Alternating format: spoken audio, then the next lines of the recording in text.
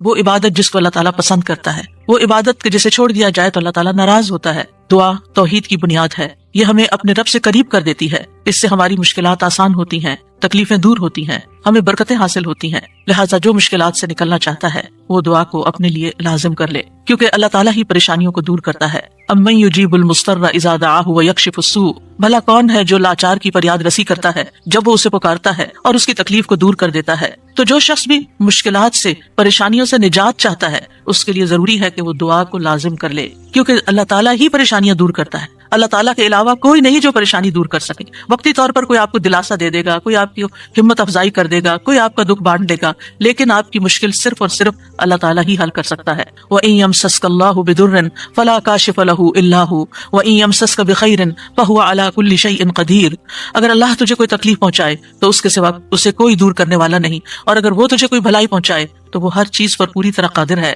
ہم دیکھتے ہیں کہ عام طور پر لوگ مشکل وقت میں اللہ تعالیٰ کے سوا سب کو بھول جاتے ہیں، آخر میں انسان صرف اللہ ہی کو یاد کرتا ہے، اور یہ صرف مسلمان کے ساتھ ہی نہیں، نان مسلمز کے ساتھ، شرک کرنے والوں کے ساتھ، الحاد کا رستہ اختیار کرنے والوں کے ساتھ بھی یہی معاملہ ہے۔ اور اس میں ہم دیکھتے ہیں کہ ایک مرتبہ جب اکرمہ بن ابی جہل نبی صلی اللہ علیہ وسلم سے بھاگ کر کشتی پر سوار ہو گئے، مکہ سے بھاگ گئے اور پھر جزیرۃ العرب چھوڑنا چاہا، اور جس کشتی پر بیٹھے وہ سمندر کے بیچ میں جا کر ڈوبنے لگی، تو کشتی کے مالکوں نے کہا کہ لوگوں اخلاص کے ساتھ دعا کرو۔ اخلاص کا مطلب یہ ہے کہ بتوں کو بھول جاؤ اور صرف اللہ سے دعا کرو، اس لیے کہ اس کے ڈوبنے کو صرف اللہ ہی بچا سکتا ہے۔ تو اس وقت چونک اٹھے کہ اسی چیز کی دعوت تو ہمیں محمد صلی اللہ علیہ وسلم دے رہے ہیں۔ اس وقت انہوں نے عہد کیا کہ اگر آج اے رب تو مجھے بچا لے گا تو پہلا کام میں یہ کروں گا کہ میں محمد صلی اللہ علیہ وسلم کے ہاتھ میں اپنا ہاتھ دے دوں گا، میں اسلام قبول کر لوں گا۔ اور پھر آپ جانتے ہیں کہ اکرمہ بن ابی جہل نے کس اخلاص کے ساتھ اسلام قبول کیا، تو دعا کی قبولیت ہی ان کے اسلام کا ایک ذریعہ بنی۔ اور دعا کرنے کی 3 صورتیں ہیں۔ ایک تو یہ کہ اللہ تعالیٰ کی توحید بیان کرنا، جس میں انسان کہتا ہے یا اللہ لا الہ الا اللہ لا الہ الا انت سبحانک انی کنت من الظالمین، یہ دعا کا ایک طریقہ ہے۔ یہاں آپ صرف اللہ تعالیٰ کی توحید بیان کر رہے ہیں، اپنی کوتاہیوں کا اعتراف کر رہے ہیں۔ پھر اسی طرح آپ کہتے ہیں ربنا، اے ہمارے رب، یہاں بھی آپ اپنے رب کو رب کہہ کے پکار رہے ہیں، گویا اللہ تعالیٰ کی تعریف کر رہے ہیں۔ اور پھر دوسرا طریقہ یہ ہے کہ اللہ تعالیٰ سے انسان صرف بخشش کا سوال کرتا رہے اور رحمت کا سوال کرتا رہے، جیسے استغفر اللہ استغفر اللہ استغفر اللہ، کیونکہ اگر آپ کی بخشش ہو گئی تو آپ کے راستے میں جتنی بھی مشکلات ہیں وہ خود بخود حل ہونا شروع ہو جائیں گی۔ یعنی آپ کو اس وقت کہنے کی ضرورت نہیں ہوگی کہ یار مجھے یہ چاہیے مجھے وہ چاہیے، آپ صرف یہ کہتے ہیں کہ اللہ وہ گناہ جو میرے اور تیرے بیچ میں حائل ہو گئے ہیں، جو تیری رحمت تک مجھے پہنچنے نہیں دے رہے، یا رب تو ان کو دور کر دے، تو مجھے معاف کر دے۔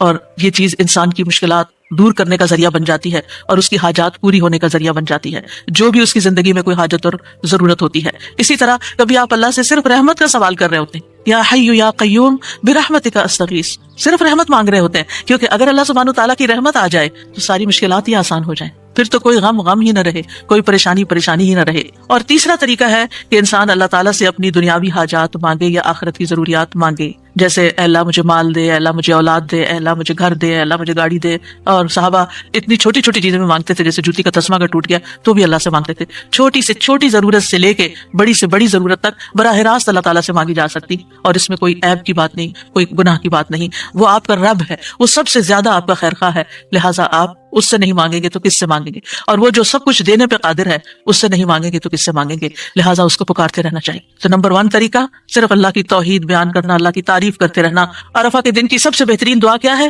لا الہ الا اللہ وحدہ لا شریک لہ لہ الملک ولہ الحمد وہو علی کل شیء قدیر۔ اس میں کیا مانگا آپ نے؟ کچھ بھی نہیں، آپ نے صرف اللہ کی توحید بیان کی ہے، لا الہ الا اللہ کہا ہے، وحدہ کہا ہے، لا شریک لہ کہا ہے، اپنے آپ کو اللہ کے لیے خالص کیا ہے، یہ دعا ہے۔ اور پھر دوسرا یہ کہ استغفار اور رحمت کی دعا، اور تیسرا کوئی بھی ضرورت جو ہو کسی بھی زبان میں، کسی بھی چیز کی، روحانی، جذباتی، مادی، دنیا کی، آخرت کی، کوئی بھی چیز وہ مانگتے چلے جائیں۔ ہم دیکھتے ہیں کہ انبیاء علیہ السلام اپنی حاجات اللہ تعالیٰ کے سامنے رکھتے تھے، مشکل وقت میں اللہ تعالیٰ کی طرف رجوع کیا کرتے تھے۔ کانوا اذا فزعوا الی الصلاۃ، یہ حدیث ہے مسند احمد کی کہ انبیاء پر جب بھی کوئی پریشانی آتی تو وہ نماز کی طرف متوجہ ہو جاتے تھے، نماز پڑھنے لگتے تھے۔ اور کل ہم نے پڑھا تھا کہ دعا کی 2 بڑی قسمیں ہیں، دعائے عبادت اور دعائے مسئلہ۔ کہ عبادت بھی بذات خود دعا ہے، دعائے حال ہے، یعنی ہم ایسی حالت میں ہیں، ایسی عبادت میں ہیں کہ جو اللہ کی رحمت کو ہماری طرف متوجہ کر رہی ہے۔ انسان سب سے زیادہ اللہ کے قریب کہاں ہوتا ہے؟ سجدے کی حالت میں، اقرب الیہ، لہٰذا خوب وہاں دعا کرنی چاہیے۔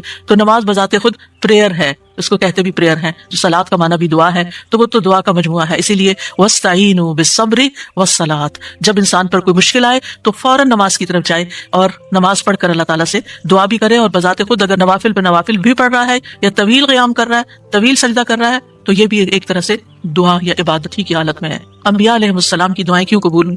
ہم ایک کے بعد ایک پیغمبر کے بارے میں قرآن مجید میں پڑھتے ہیں، اور ہر پیغمبر کی دعا کے بارے میں پڑھتے ہیں کہ وہ قبول ہو گئی۔ کیوں؟ انہم کانوا یسارعون فی الخیرات ویدعوننا رغبا ورہبا۔ دو کام تھے ان کے، ایک تو یہ کہ وہ نیکی کے کاموں میں بہت جلدی کرتے تھے، یسارعون فی الخیرات، تو دعاؤں کی قبولیت کے لیے کیا ہے؟